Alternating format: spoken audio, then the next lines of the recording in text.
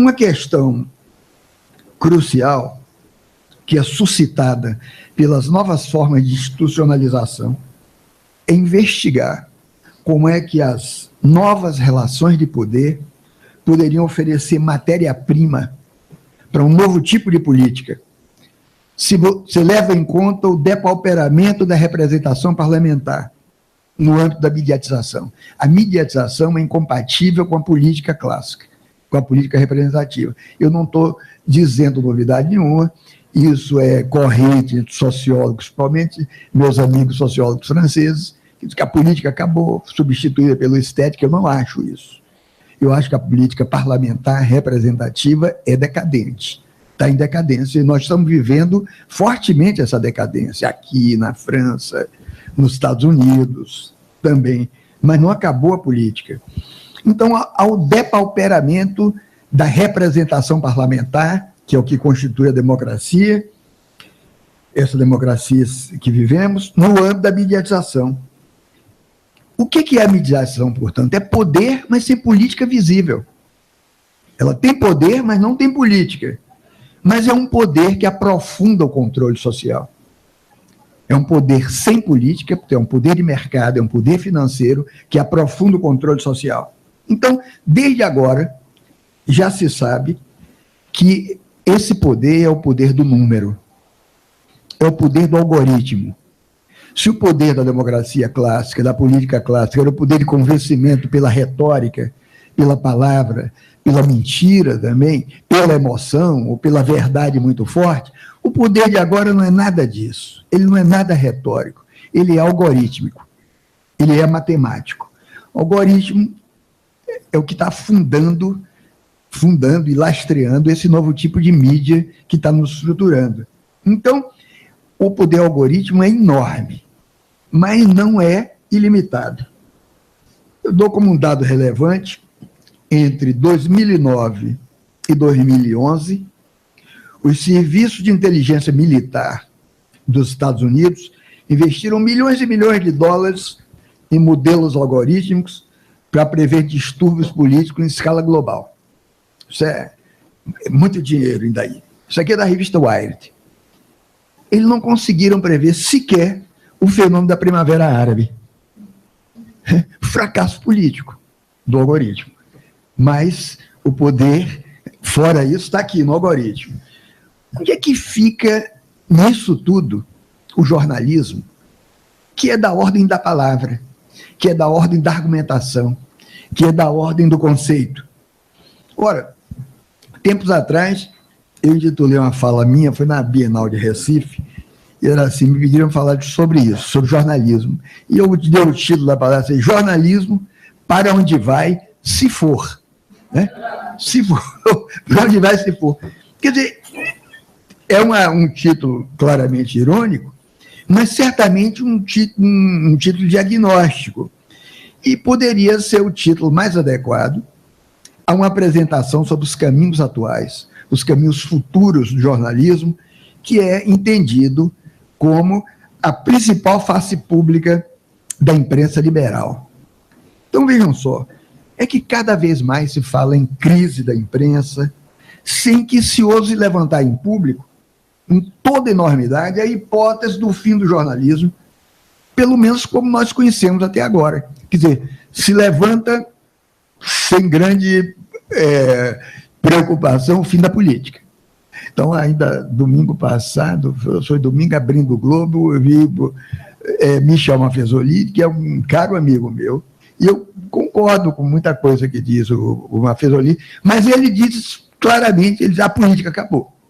A política acabou, ele estava se referindo à eleição francesa, às eleições francesas. Eu acho sim que a democracia representativa já se estiolou, mas os mecanismos, digamos, institucionais e jurídicos levam anos para morrer. E a vida continua como um zumbi, é por isso que se fala tanto de zumbi hoje. Os zumbis realmente existem nesse nível do mercado. Sim, isso é uma realidade que eu acho que o jornalista, inclusive, conhece bem. Por exemplo, eu fui anos, já que minha atividade de professor durante muito tempo coincidiu com a de jornalista, E eu fui chefe de redação, que mais não sei o que lá, chefe de uma revista que era uma graça, que era a revista Manchete. A revista Manchete. Só quando eu entrei em Manchete, eu percebi que aquilo tudo já tinha morrido. Já havia morrido a revista. Porque já tinha desaparecido as condições sociais em que aquela revista, digamos, tinha algum sentido. Mas as máquinas estavam ali, imprimia fotos muito bonitas, a revista era bonita, as pessoas que posavam para a revista eram assim, de classe alta, as moças eram bonitas, eram bem vestidas. Então, mas tudo era morto. Tudo estava morto. Por quê? Porque a matéria editorial era simplesmente suportada e apoiada por uma publicidade que não tinha outro lugar para colocar aquele tipo de anúncio. Então, vivia como um zumbi rico, né? Quer dizer, um zumbi que levou anos e anos, tentando, e um dia caiu de vez com a própria televisão. É curioso, mas esse é um fenômeno editorial que pode dar uma boa dissertação, ou de final de ano, ou de mestrado aqui para os estudantes. Ver os zumbis que tem ainda em empresas editoriais. Não foi só na Manchete, tem na Editora Abril, tem na Editora Globo. Zumbis, que é o mercado de anúncios que sustenta. É curioso, não tem mais sentido social, mas existe. Então, é possível que o jornalismo, e eu estou dizendo provocativamente, seja hoje um zumbi. Que a imprensa seja um zumbi, é possível, mas não estou garantindo isso, nem afirmando. Por quê? A hipótese do fim do jornalismo, e aí eu vou dizer, pelo menos como conhecemos até agora. Esse aqui é o problema. Pelo menos como conhecemos até agora. E aí eu digo, a política não acabou, na verdade. Eu acho a política como conhecemos até agora, sim, é possível. Então, por quê? Porque o prestígio da imprensa, prestígio disso que estamos chamando mídia, mas basicamente a imprensa escrita, isso vem de uma mediação que foi historicamente comprometida com a ética do liberalismo. Por isso, quando eu comecei falando aqui, eu disse, não se pode pegar uma questão técnica, uma questão de mídia, sem ver o entorno social, sem ver o quadro de fundo social em que ele está inserido. Então, o prestígio do jornalismo, o prestígio da imprensa, está comprometido, decorre da ética do liberalismo. Então, desde o início do regime republicano europeu, coube, e tem cabido ao jornalismo, assegurar ao cidadão a representatividade de sua palavra, dos pensamentos particulares, e garantindo um bem, uma coisa que é cara a eles e é cara a todos nós, que é a liberdade civil de se exprimir ou de você se manifestar publicamente. O jornalismo, então, na segunda metade do século XIX, o jornalismo foi fundamental para o aperfeiçoamento das condições liberais de discussão, de persuasão. Foi o jornalismo que abriu o caminho para a democracia das opiniões no espaço público e que isso era consentâneo com a Revolução Industrial, com o liberalismo político e econômico. O jornal, portanto, tinha sentido quando era uma entidade republicana. O jornal era uma entidade republicana e o sentido e a força do jornal e dessa profissão está ligada a isso. Ora, é dentro desse escopo que era possível até conceber jornalismo como um projeto político maior do que o próprio jornal em si mesmo. Quer dizer, em 1920, Johnny Dewey, filósofo pragmatista importante, influenciou muitos educadores brasileiros, como Durkheim na educação, mas também um pensador, que era um educador e filósofo, John Dewey, ele dizia o seguinte, que o jornalismo deveria ir além do simples relato objetivo de acontecimentos, quer dizer, é o modelo em que a imprensa reporta e o leitor consome. Ele acha que o jornalismo devia ir além disso para se tornar um meio de educação e um meio de debate público. Isso em 1920, o Dewey. Então, para Dewey, o jornalismo favorecer o diálogo mais direto entre cidadãos e jornalistas. Dentro desse escopo, a atividade jornalística, mais do que reportar alguma coisa, ela teria no âmago a promoção de quê? De uma conversa pública. Vejam só que parece com o que hoje as redes sociais fazem e não fazem jornalismo. Isso é estranho. Uma conversa pública. E nessa conversa pública, a imprensa incrementaria os dogmas da soberania do povo. Vejam só, essa função de incrementar os dogmas do poder do povo, da soberania do povo, é a virtude intrínseca da imprensa. Essa é a grande virtude da imprensa. E isso é o que dá lastro ético à comunicação. É isso que está implícito na relação entre os meios de informação e a comunidade receptora da informação, que é o público.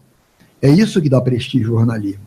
Então, isso pode ser no jornalismo escrito, pode ser no jornalismo eletrônico, seja onde for, a função do jornalista, o dever do jornalista para com o público leitor, portanto, o compromisso ético dele é comunicar uma verdade, essa verdade é reconhecida como tal pelo senso comum, desde que o enunciado dele corresponda a um fato. Ora, veja só, essa virtude que vem do preceito das liberdades civis, instituída pela Declaração dos Direitos do Homem e do Cidadão, é uma definição e um empenho de liberais. É um empenho da política liberal, da política que vem sustentando democracia representativa. Portanto, aí você vê a história do jornalismo, você vê liberais como Benjamin Constant dizendo que a liberdade que deve vir em primeiro lugar é a liberdade da imprensa, porque garante todas as outras. Toda essa história que é bonita, esse tipo de dito que é bonito da história do jornalismo, na verdade são afirmações políticas e comprometidas com a democracia representativa clássica. Essa democracia que o diagnóstico hoje está acabando. Acabou. Ou está acabando, que ela existe também um pouco como zumbi, como rito jurídico. Então, foi dessa forma que a imprensa livre pode ser reconhecido como obra do espírito objetivo moderno, foi dessa forma que a imprensa pôde constituir um pano de fundo ético-político que se tornaria escandaloso para a consciência liberal em qualquer parte do mundo o fenômeno do jornalismo sensacionalista, o falseamento ou encobrimento da verdade factual. Ora, então se atribui como fatores da crise jornalística hoje as mutações econômicas, as mutações tecnológicas, mas sempre com o pano de fundo de imutabilidade da prática. Então você diz, olha, tem dificuldade, jornais estão desaparecendo, não consegues mais contratar ninguém, as dificuldades são de dinheiro, as dificuldades são de público, mas o jornalismo continua. Isso é um wishful thinking. Nós não sabemos se ainda há, efetivamente, digamos, uma sustentação histórica dessa prática que foi tão necessária no passado. Eu não estou afirmando que não existe. Eu quero dizer que esse é um problema, que essa é uma questão essencial. E talvez seja uma questão a ser discutida, não tanto no espaço público dos jornais, como uma questão técnica, mas discutida exatamente nas universidades. Essa é uma questão teórica importante. E para discutir uma questão teórica importante, nós temos que olhar de frente o fato em seu perigo, o fato em seus limites. É possível que esse seja um fato e já tenha encontrado seu limite. Nós não sabemos ainda. Então, por um lado, se atesta a necessidade histórica do jornalismo. Se abre o Globo, às vezes tem lá alguém, sei o nome dele, escreve, um professor de ética ou alguma coisa, ética jornalística, e aí temos que fazer o bom jornalismo, o jornalismo de qualidade, que então resgataria as consciências. Isso nós não sabemos. Não sabemos mais disso. Se existe realmente esse bom jornalismo, e se existindo, seria capaz de resgatar as consciências. Sabe por quê? Porque os jovens não estão lendo mais jornal. Os jovens estão se informando de outras maneiras, estão se conectando de outras maneiras. E isso não é necessariamente catastrófico. Estão vivendo, apesar disso. Também temos que avaliar se é catastrófico ou não. segunda questão, não sabemos. Não sabemos. Ora, então, esse argumento dessa absoluta necessidade do jornalismo é recorrente em teóricos do publicismo, que diz que a democracia demandaria um jornalismo vigoroso e independente, e sem essa independência não funcionaria a democracia. Pois bem, por outro lado, nesse tipo de argumento e de artigo, se pretende conhecer o desejo do público. Diz assim, olha, o desejo, o público é alguma coisa mais analítica do que a televisão ou da internet. Mas quem diz que realmente o público é isso? É preciso refletir, investigar, pesquisar, refletir teoricamente e pesquisar.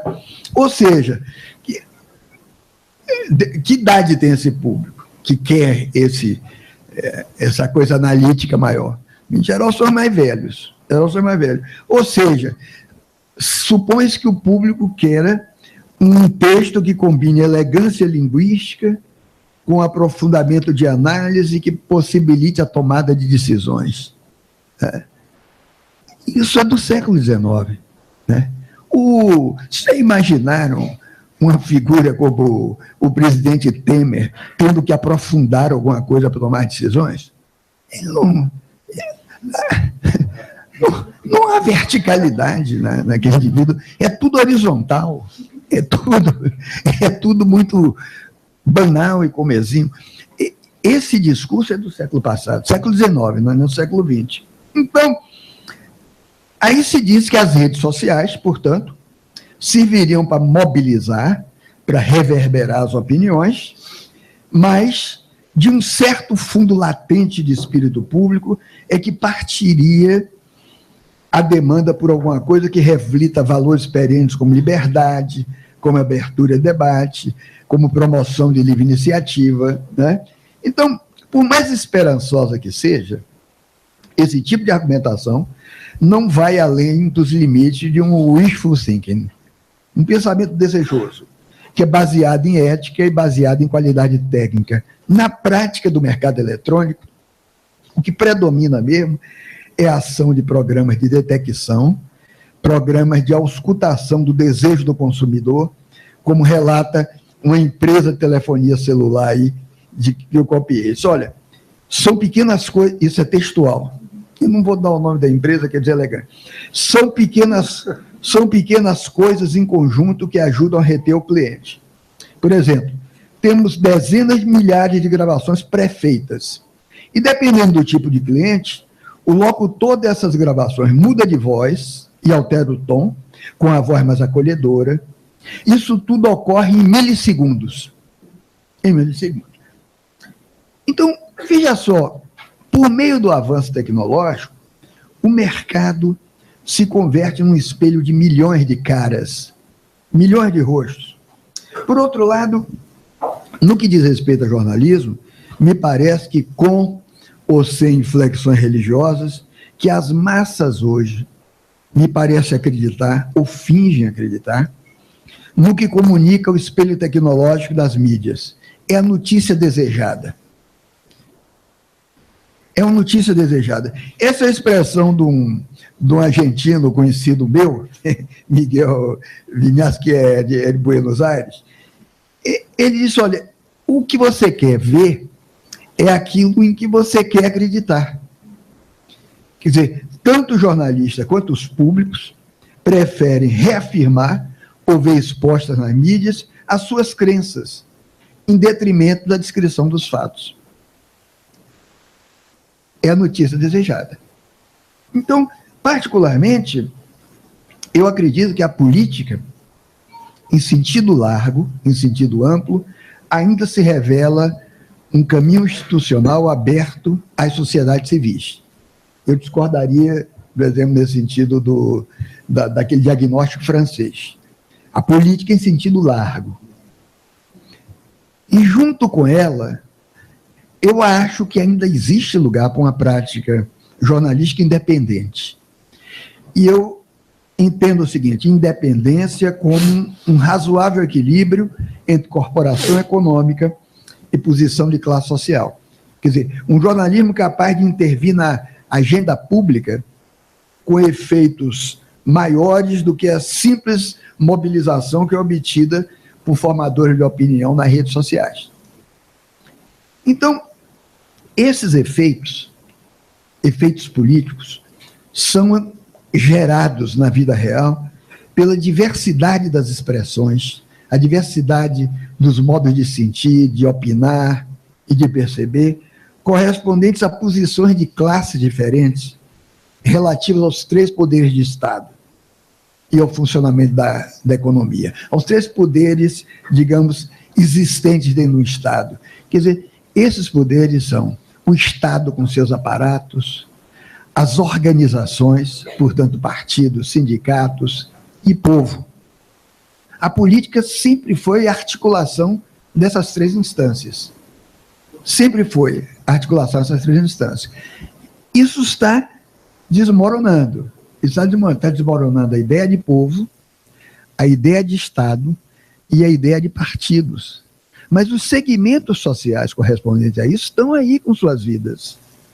Só com novas formas de articulação, com novas formas de inserção nesse mundo. Uma política nova e, consequentemente, um jornalismo novo, teria de achar essas novas articulações, ser capaz de redefinir esses segmentos que constituem a sociedade. E eu vejo nisso, mais uma vez, tarefa em que a universidade é imprescindível. A reflexão universitária é imprescindível.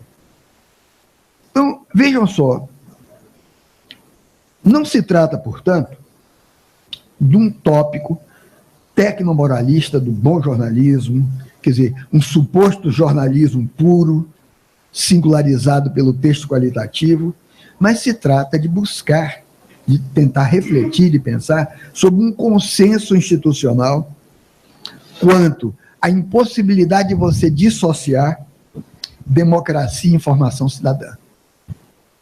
Eu acho que, ainda do escopo do liberalismo, nós não estamos vivendo revolução social nenhuma. Não é possível agir democraticamente, operar democraticamente, sem uma informação comprometida com a cidadania. Ora, pouco importa que o regime democrático transcorra no Estado-nação centralizado, no caso da França, por exemplo, no Estado-nação federalizado ou no Estado regionalizado. O imprescindível é que a expressão pública dos elementos constitutivos da prática política reflita a diferença na luta pela hegemonia, e essa luta pela hegemonia é visível na sociedade civil. E principalmente na sociedade civil brasileira, que ao contrário do que pareça, ao contrário do que parece, a sociedade civil brasileira é uma sociedade forte. É uma sociedade civil forte em termos gramscianos. Saímos do regime militar, da ditadura militar, com uma sociedade civil razoavelmente visibilizada, razoavelmente organizada, de onde saíram esses partidos políticos que permitiram manter a distância do regime militar, mas os partidos apodreceram rapidamente, né? Faltou um jorei, os japoneses fazem jorei para a carne não apodrecer, faltou jorei em cima dos partidos, eles apodreceram. Mas a sociedade civil continuou forte. Continuou forte. Então, fica evidente, portanto, que o tecido democrático ele é costurado por uma sociedade civil ativa. O mesmo se dá na relação do jornalismo com essa atividade. Portanto, jornalismo é comunicação para a sociedade, implica luta democrática. Ele não se faz fora da luta democrática, ele não se faz com uma questão técnica. É por isso que as redes sociais, a internet, que é, sem dúvida nenhuma, é a grande descoberta, a grande transformação em termos de comunicabilidade desse século, não vale nada como jornalismo e nem vale nada como informação cidadã, porque eles não estão articulados ainda com a luta democrática. Ainda não se articularam. Ainda não se conseguiu uma articulação. Então, se trata, na verdade, para se articular de um caminho, descobrir um caminho institucional e não um caminho organizacional. porque a mídia eletrônica até agora é organização industrial, não é instituição. O jornalismo tradicional clássico, ele estava meio caminho entre a organização e a instituição. Então, a legitimação das fontes de informação não passa pela racionalidade do mercado, não passa necessariamente pela racionalidade do que se diz, dos conteúdos, mas passa pelo reconhecimento social da autoridade de quem diz. Esse reconhecimento social da autoridade, que nós podemos chamar de fonte autoritativa, só se dá num consenso político, só se dá com equilíbrio político. Portanto, por melhor que seja, mais rápido que seja a internet, quanto mais gigabytes tivermos, quanto mais rápido pudermos falar uns com os outros, quanto mais cômodo for isso, e é muito cômodo não ter que ir ao correio mais, comunicar por WhatsApp, porque não podemos negar a comodidade disso tudo e o conforto que isso traz para o cotidiano. Mas não esperemos disso nada de cidadania, se isso não se transforma politicamente. De onde é que vem? O que é que vem? Isso apenas atesta o vácuo do caminho democrático, o vácuo do caminho democrático clássico. E no vácuo do caminho democrático ficam as emoções. E todas as nossas emoções, as emoções fundamentais, as emoções que o cristianismo, digamos assim, bafejou, são emoções de amor e de ódio. Não existe amor sem ódio, né? O ódio é a contraparte do amor. Mas esse equilíbrio do amor e do ódio se dá dentro de caminhos institucionais. Esses caminhos institucionais são a escola, são a família, são as instituições, o caminho por onde esse amor e o ódio se equilibram. Quando essas instituições falham, um desses dois aparece e domina o outro. Na sociedade brasileira, no momento, eu não diria que é o amor que está surgindo, é o ódio. Nunca tanto ódio vazou dessas redes sociais como nesse momento no Brasil. Nós devemos ver essa crise como uma crise de instituição, esse fenômeno como uma crise de instituição. Então,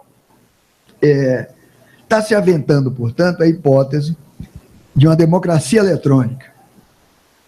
A democracia eletrônica seria definida pela introdução das tecnologias digitais nos diversos procedimentos, sufrágio, gestão de serviços públicos, participação cidadã em decisões de administração, tudo isso costuma ser louvado.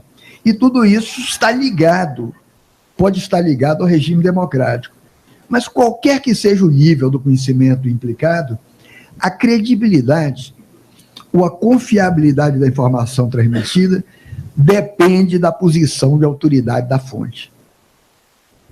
Ninguém acredita mais nas fontes institucionais brasileiras.